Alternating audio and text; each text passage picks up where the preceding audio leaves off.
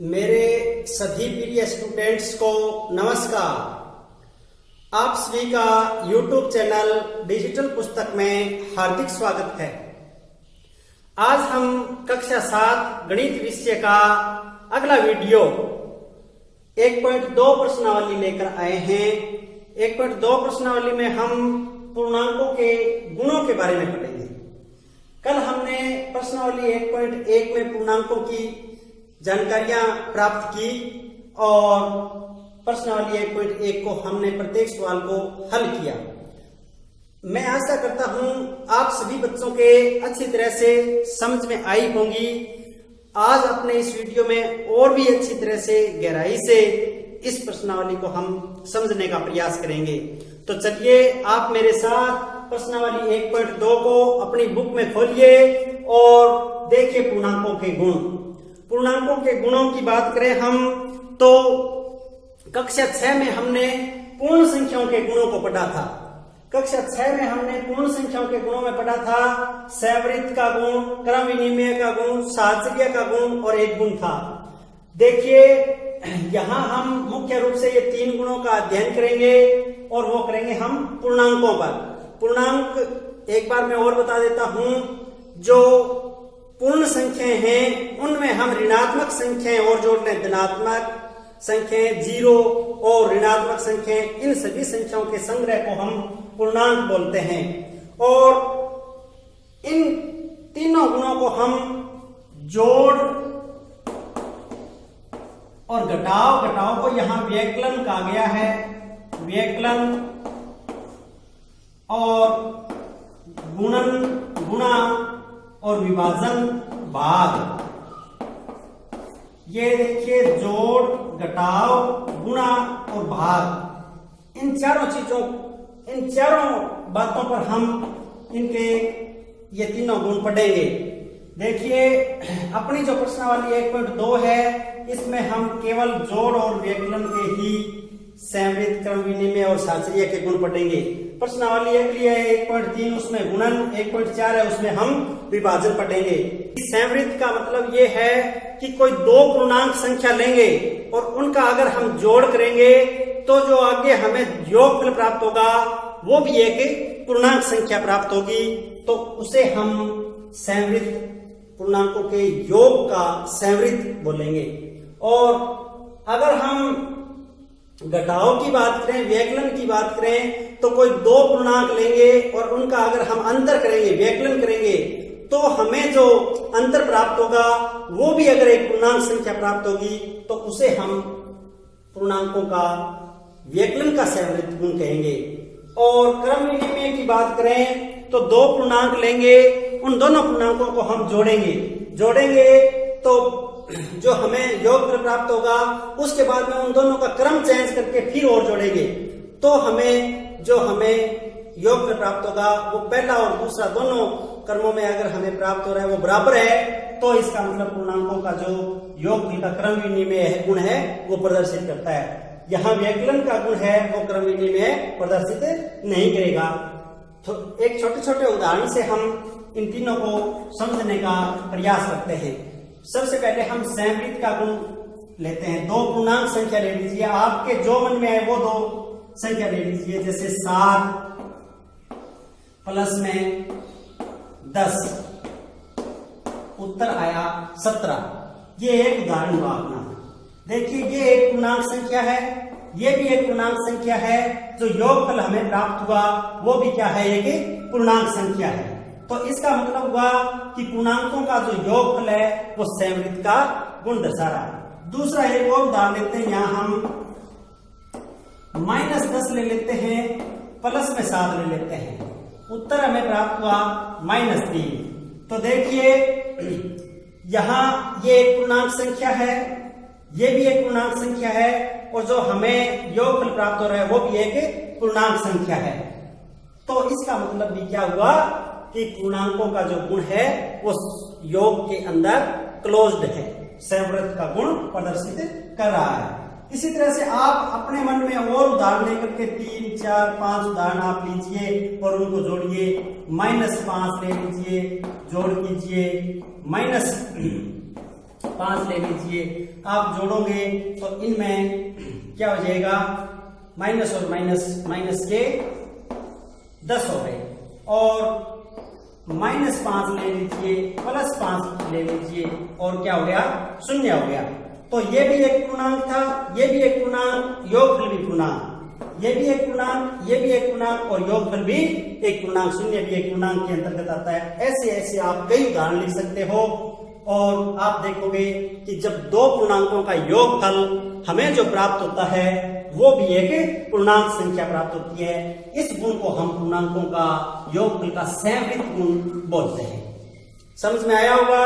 अब हम अपना अगला जो इसका उदाहरण है वो लेते हैं व्यकलन का। ये तो था जोड़ का, अब हम क्या लेते हैं, व्यकलन का। व्यकलन का मतलब होता है घटाव। व्यकलन को हम क्या कहते हैं, घटाव। दो हम पूर्णांक लेंगे, जैसे हमने पूर्णांक ले लिया एक 10, और ये घटाव किया, और ये 3 लिया, उत्तर आया अपना 7। ये एक पूर्णांक संख्या, ये भी एक पूर्णांक संख्या, और ये इसका क्या किया हमने, अंतर, और हमें जो प्राप्त हुआ अंतर वो भी क्या हुआ, एक पूर्णांक संख्या। इसी तरह से एक दूसरा उदाहरण हम लेते हैं, 5 माइनस में -2। देखिए ये एक पूर्णांक संख्या है, ये भी एक पूर्णांक संख्या है। इन दोनों का अंतर करना है तो माइनस माइनस क्या हो गया, प्लस, तो इसका मतलब हो गया 7, और ये भी हमें एक पूर्णांक संख्या प्राप्त हुई। एक उदाहरण और लेते हैं, जैसे 3 माइनस 0 बराबर 3। ये एक पूर्णांक संख्या, ये भी पूर्णांक संख्या, ये भी हमें एक पूर्णांक संख्या प्राप्त हुई। तो यहां हमने घटाव किए हैं।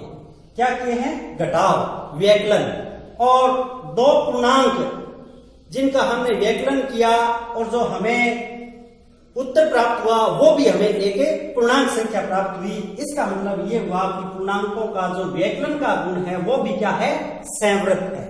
व्यकलन भी हमें संवृत्त का गुण प्रदर्शित करते हैं। ऐसे उदाहरण आप और लेकर के देख सकते हैं। ऐसा कोई उदाहरण नहीं मिलेगा कि आप दो पूर्णांक लेवें, उनका जोड़ भी एक पूर्णांक संख्या न आए, और दो पूर्णांक लें, उनका व्यकलन भी एक पूर्णांक संख्या न आए। ऐसा आपको कोई उदाहरण नहीं मिलने वाला है। तो ये अपना एक गुण, संवृत्त का जो गुण है वो कंप्लीट हुआ। दूसरा गुण हम सीखते हैं क्रम विनिमय का। क्रम विनिमय का मतलब होता है क्रम को चेंज, विनिमय मतलब बदल देना, क्रम को बदल देना। देखिए एक पूर्णांक लेते हैं हम 10, और इसमें जोड़ कर देते हैं 7, तो हमें क्या प्राप्त होता है, 17। अब हम इसका क्रम चेंज कर देते हैं, 7 पहले ले लेते हैं, 10 बाद में ले लेते हैं, तो भी हमें एक पूर्णांक ही प्राप्त होता है। ये अपना एक उदाहरण हुआ।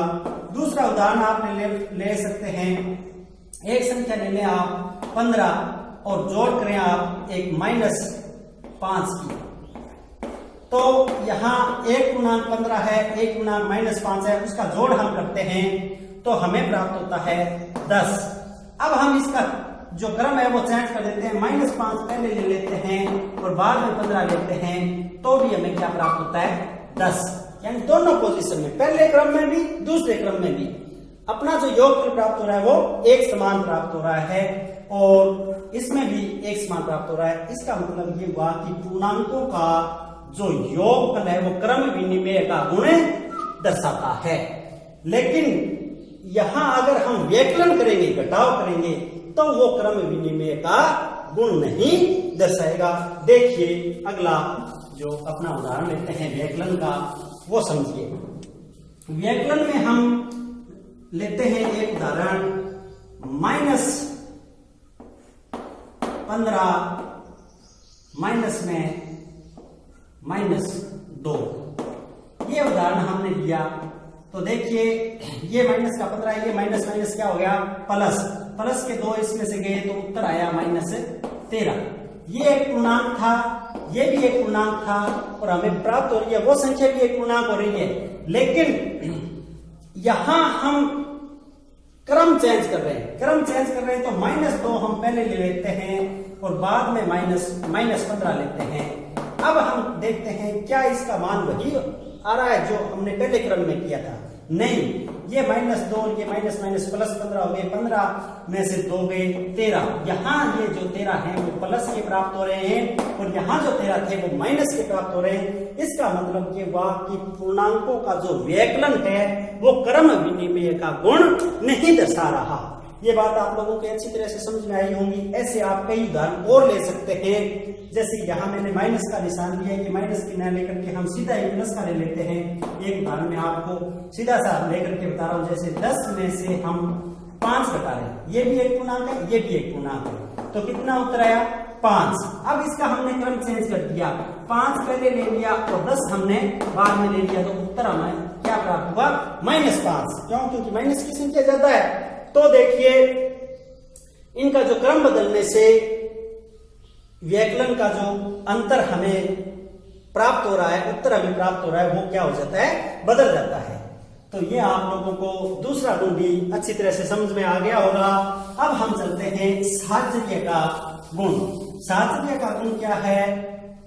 साहचर्य के गुण के अंतर्गत देखिए हम कोई 3 पूर्णांक लेते हैं या 3 से ज्यादा पूर्णांक लेते हैं, 2 नहीं 3 या 3 से ज्यादा। जैसे एक ले लिया हमने 10 और एक ले लिया हमने 5 और एक ले लिया हमने 2। अब इनका योग हम प्राप्त करते हैं। पहले हम इनको जोड़ लेते हैं और बाद में इसको हम जोड़ते हैं। तो 10 और 5 कितना हुआ 15 और उसके बाद में हमने जोड़ा तो क्या 2 जोड़ा तो क्या प्राप्त हुआ 17। अब हम इसी उदाहरण को अगर हम इस तरह से करते कि पहले 5 और 2 को जोड़ लेते, उसके बाद में 10 को जोड़ते, तो क्या हमें प्राप्त होता 17। यानी पहले चाहे 2 पहले पूर्णांकों को जोड़ो चाहे बाद वाले 2 पूर्णांकों को जोड़ो, इससे अपने उत्तर में कोई फर्क नहीं पड़ने वाला। यह हुआ पूर्णांकों के साहचर्य का गुण। यहां आप प्लस का निशान है, यहां कोई माइनस के पूर्णांक भी ले सकते हो और योग के अंतर्गत साहचर्य का गुण ये दर्शाएगा। चलिए एक उदाहरण में इसी का और लेकर के बता देता हूं आपको। एक ले लो आप 10, एक ले लो आप -5, एक ले लो आप +3। ये 3 पूर्णांक ले लिए और इनका हमें क्या करना है, योग करना है। तो पहले इन 2 का कर लेते हैं और इसका बाद में करते हैं। इनका करते हैं तो उत्तर आता है 5 और 3 = 8। अब पहले हम इसको क्या करते हैं, इन्हीं 3 पूर्णांकों में पहले इनका कर लेते हैं और बाद में इसका कर लेंगे। तो इसमें क्या होगा कि -5 और +3 क्या हो गए, -5 और +3 का मतलब हो गया -2 और 10 में से 2 गए तो भी 8। तो यहां क्रम बदलने से, ये क्रम नहीं, पहले 2 पूर्णांकों का योग करने से और फिर बाद में 2 पूर्णांकों का योग करने से, यानी किसी भी पैटर्न में हम इनका योग करें, योग फल में कोई भी अंतर हमें प्राप्त नहीं हो रहा है। तो ऐसे गुण को हम साहचर्य का गुण कहते हैं और पूर्णांकों के योग का है वो साहचर्य का गुण प्रदर्शित करते हैं, लेकिन व्यकलन का ये साहचर्य का गुण प्रदर्शित नहीं करते। चलिए अब हम प्रश्नावली 1.2 के कुछ मुख्य जो सवाल हैं उनको हल करने का प्रयास करते हैं। अपनी 1.2 प्रश्नावली का पहला सवाल है, ऐसा पूर्णांक युग्म लिखिए जिसका योग -7 है। ए ऑप्शन में, बी ऑप्शन में अंतर -10 है और सी ऑप्शन में योग 0 है। तो इस एक प्रश्न में 3 प्रश्न पूछे गए हैं। आपको इसमें घबराने की कोई जरूरत नहीं है। पहले इस सवाल को हमें समझना है कि ये हमें कहना क्या चाहता है। देखिए इसमें पूर्णांक युग्म लिखना है, पूर्णांकों का जोड़ा लिखना है, जिससे जोड़ने पर ये चीज प्राप्त हो, घटाने पर ये हो और जोड़ने पर ये। तो देखिए पहला हम देखते हैं, ये जोड़ का निशान और बराबर हमें क्या प्राप्त करना है, -7। एक संख्या यहां पर लिखनी है, एक संख्या यहां पर लिखनी है, उन दोनों का योग है वो -7 आना चाहिए। और ये 2 संख्या लिखेंगे हम, वही पूर्णांक का युग्म या जोड़ा होगा। तो देखिए 7 किस किस संख्या को जोड़ने से 7 हो सकते हैं। देखिए 1 और 6 को जोड़ने से हो सकते हैं, 2 और 5 को जोड़ने से हो सकते हैं, 3 और 4 को जोड़ने से हो सकते हैं। इस तरह से आप अपने दिमाग में कोई भी एक जोड़ा बैठा लें और वो युग्म आपको लिखना है। जरूरी नहीं है कि अपनी इस बुक में जो उत्तर दिया वही उत्तर हो। देखिए मैं यहां पर एक संख्या लेता हूं, जैसे माइनस के 5 ले लिए और माइनस के 2 ले लिए। ये दो संख्या लेंगे, माइनस का भी 5 है और माइनस का भी 2 है। इनको जोड़ेंगे तो हमें माइनस का 7 प्राप्त होगा। तो ये एक पूर्णांकों का युग्म हो गया जिसका योग क्या है, -7 है। इसी तरह से हम यहां पर माइनस का 10 ले सकते हैं और प्लस का 3 ले सकते हैं, और हमें जो योग प्राप्त होगा वो भी हमें -7 प्राप्त होगा। इसी तरह से आप कोई और भी इसके ऑप्शन दे सकते हैं, लेकिन आपको ध्यान में रखना है कि इन दोनों संख्याओं को अगर जोड़ें तो योगफल है वो 7 आए और माइनस का 7 आए। ये बात हमें ध्यान रखनी है। अब चलिए अगला जो प्रश्न है बी ऑप्शन, उसमें दिया गया है अंतर है वो -10 है। तो -10 है वो अंतर है, यहां माइनस का निशान है, ध्यान रखना, और ये -10 हमें प्राप्त होंगे। यहां जोड़ नहीं है, यहां पर माइनस है, तो दो संख्या हमें ऐसी लिखनी है।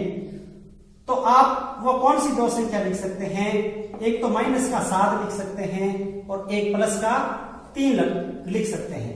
तो जो प्लस का 3 लिखेंगे वो इस माइनस की वजह से माइनस का हो जाएगा, और माइनस माइनस माइनस -7 और -3 माइनस के 10 हो गए। आप यहां पर माइनस के 15 लिख सकते हैं और माइनस के 5 लिख सकते हैं, तो भी इसका उत्तर -10 प्राप्त होगा। क्यों? क्योंकि ये माइनस माइनस प्लस के हो जाएंगे 5, और ये इस 10 में से जाएंगे तो प्लस के 5 तो -10 के बचेंगे। तो इनमें से आप कोई सा भी जोड़ा, ये जोड़ा लिख सकते हैं, ये जोड़ा लिख सकते हैं, और जो सी है उसमें योग 0 है तो जोड़ होगा 0। तो 10 है वो एक बार प्लस के ले लीजिए और एक बार 10 है वो माइनस के ले लीजिए। उत्तर आपका इन दोनों को जोड़ोगे तो 0 प्राप्त होगा। यहाँ 10 लिया है, 5 भी ले सकते हैं आप, 3 भी ले सकते हैं, कुछ भी ले सकते हैं। दोनों संख्याएं एक जैसी होंगी और एक प्लस की होगी एक माइनस की होगी, तो उनका योग 0 ही आएगा। ये पहला सवाल अपना कंप्लीट हुआ। अब हम दूसरा सवाल हल करते हैं। अपना दूसरा सवाल, एक ऐसा ऋणात्मक पूर्णांक युग्म लिखिए जिसका अंतर 8 है, और एक ऋणात्मक पूर्णांक और एक धनात्मक पूर्णांक लिखिए जिनका योग -5 है। एक सी ऑप्शन में और दिया एक ऋणात्मक पूर्णांक और एक धनात्मक पूर्णांक लिखिए जिनका अंतर -3 है। वो जो सी ऑप्शन है वो तो आप करोगे, ये दो मैं करूंगा। इन दोनों को देख करके उसी हिसाब से आपको तीसरा जो सी ऑप्शन है वो हल करना है। देखिए हम पहला हल करते हैं। ऋणात्मक पूर्णांक युग्म लिखिए, यानी ऋणात्मक का मतलब माइनस वाले होने चाहिए, और पूर्णांक संख्या और युग्म मतलब जोड़ा जिनका अंतर -8 हो। समझने का प्रयास करें। यहाँ ये माइनस और ये आ, यहां दो संख्याएं लिखेंगे, एक यहां और एक यहां। उन दोनों का अंतर इसमें दे रखा है ना, जिसका अंतर 8 हो। ये 8 यहां ध्यान रखना है, प्लस का या माइनस का। ये छोटी छोटी बातें जब आप ध्यान रखोगे तो बिल्कुल सही ध्यान से आप इनको हल कर पाओगे, गलत नहीं होगा। अब यहां पर दोनों ही हमें कौन से लिखने हैं, ऋणात्मक लिखने हैं। तो लेते हैं -2 और -10, और इसको हम ब्रैकेट में ले लेते हैं। यहां ये माइनस माइनस क्या हो जाएगा, प्लस का 10 हो जाएगा, और ये -2, ये माइनस के 2 इस 10 में से जाएंगे तो उत्तर आएगा अपना 8।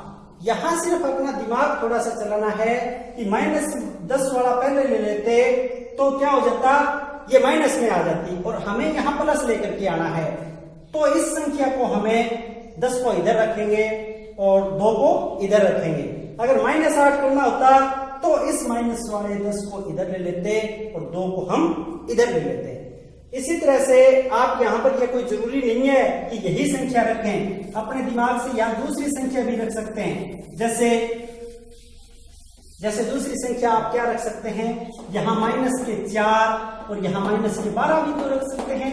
तो -12 ये हो गए, +12 और -4, तो इसका उत्तर भी क्या हुआ, 8। तो ये उत्तर भी आप दे सकते हैं। एक ऐसा ऋणात्मक युग्म हो जाएगा -4 और -12 जिनका अंतर 8 आएगा। इसी हिसाब से आप एक ऋणात्मक पूर्णांक और एक धनात्मक पूर्णांक लिखिए जिनका योग -5 है। तो सबसे पहले आप इसको हल करने के लिए ये चीज देखें कि इसका क्या है योग और क्या है -5। ये बातें दो लिख लें अच्छी तरह से कि कोई दो संख्या उनका योग करेंगे, उनका योग -5 आना चाहिए। उनमें से एक ऋणात्मक होना चाहिए, एक क्या होना चाहिए, धनात्मक होना चाहिए। तो यहां हमें ऋणात्मक उत्तर लेके आना है, तो ऋणात्मक वाला जो पूर्णांक है वो बड़ा लेना है, धनात्मक वाला पूर्णांक है वो छोटा लेना है। तो ऋणात्मक तो हमने ले लिया 10 माइनस के, और जो धनात्मक लेना है वो हमने 5 ले लिया। इसमें से ये गया तो -5। अब ये जरूरी नहीं है कि आप ये -10 और 5 ही लें, और संख्या भी ले सकते हैं। यहाँ पर 7 ले सकते हैं और यहाँ पर 2 ले सकते हैं, तो भी उत्तर -5 आएगा। यहाँ पर 8 ले तो यहाँ पर 3 ले लेना। आप जो मर्जी है वो जोड़ा ले लेना, लेकिन उत्तर उसका है जो पूछा गया वही आना चाहिए। एक ऋणात्मक है तो एक ऋणात्मक, एक धनात्मक है तो एक धनात्मक पूर्णांक हमें लेना है। इसी हिसाब से आप जो तीसरा ऑप्शन है वो हल करने का प्रयास करें। निश्चित रूप से आप सही हल करेंगे, ये मैं आपसे अपेक्षा रखता हूं। प्रश्न 3 जिसमें 2 टीम है वो कोई प्रश्नोत्तरी में भाग लेती है। टीम ए है वो 3 राउंडों में, फर्स्ट सेकंड थर्ड राउंडों में इस प्रकार से अंक प्राप्त करती है, -40, 10 और 0। और टीम बी है वो पहले राउंड में 10, दूसरे में 0 और तीसरे में -40 प्राप्त करती है। प्रश्न में पूछा गया है कि किस टीम ने अधिक अंक प्राप्त किए। तो हम इन तीनों को जोड़ देंगे, और तीनों को जोड़ेंगे तो हमें पता है -40 है और +10 है तो -30 आ रहा है। 0 को जोड़ने से कोई इसमें फर्क भी नहीं पड़ेगा, और इसमें भी -30 आ रहा है। तो देखिए दोनों ही टीमों ने बराबर अंक प्राप्त किए, किसी ने कोई भी ज्यादा अंक प्राप्त नहीं किया है। और फिर इस सवाल में पूछा है कि क्या इसको किसी भी क्रम में इन पूर्णांकों को जोड़ा जा सकता है। तो हमारा उत्तर होगा हाँ, इनको किसी भी क्रम में जोड़ो, उत्तर एक समान आ रहा है। देखिए यहाँ पहले -40 है, फिर 10 है, फिर 0 है, उत्तर अपने -30 आया। इसमें पहले 10 है, फिर 0 है, फिर -40 है, फिर भी उत्तर -30 आया।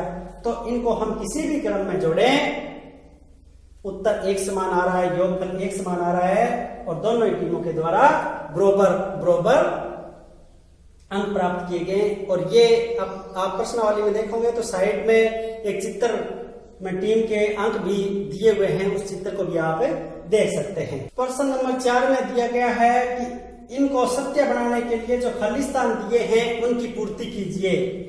इसमें 4-5 ऑप्शन दिए हैं, इसमें से मैं आपको 2 हल करके बता रहा हूं, बाकी जो 2-3 है वो आप खुद हल करेंगे। पहला सवाल है, इसमें लिखा है -5 प्लस में -8 बराबर -8 प्लस में यहाँ क्या संख्या रखें ताकि ये दोनों संख्या दोनों पक्ष बराबर हो जाएं। तो देखिए -8 का -8 तो आ ही गया, तो ये क्या बच्चा यहाँ -5 यहाँ रख देंगे, तो ये दोनों आपस में क्या हो जाएंगे बराबर। और इनके योग में क्रम को बदला गया, क्रम विनिमय को समझाने का प्रयास यहाँ किया गया है। यहाँ देखिए -53 में क्या जोड़े तब -53 ही प्राप्त होगा, तो ये 0 हम इसमें जोड़ेंगे तो ही ये संख्या प्राप्त होगी, और अन्य संख्या नहीं। तो ये 0 इसका योज्य तत्समक है। योज्य तत्समक का मतलब ये होता है कि कोई संख्या कोई पूर्णांक उस पूर्णांक में जोड़े तो उसका उत्तर है वो उतना ही आए। तो यहाँ -53 में ऐसा कौन सा पूर्णांक जोड़े तो उसका उत्तर -53 ही आए। तो यहाँ पर हम 0, ये पूर्ण संख्याओं के लिए भी योज्य तत्समक है और पूर्णांक के लिए भी 0 योज्य तत्समक है। चलिए अगले जो प्रश्न है वो आप हल करने का प्रयास करें। अगले वीडियो में हम आगे और पढ़ेंगे गुणन से संबंधित, भाग से संबंधित, और आप सभी को हार्दिक शुभकामनाएं। शुभ दिन।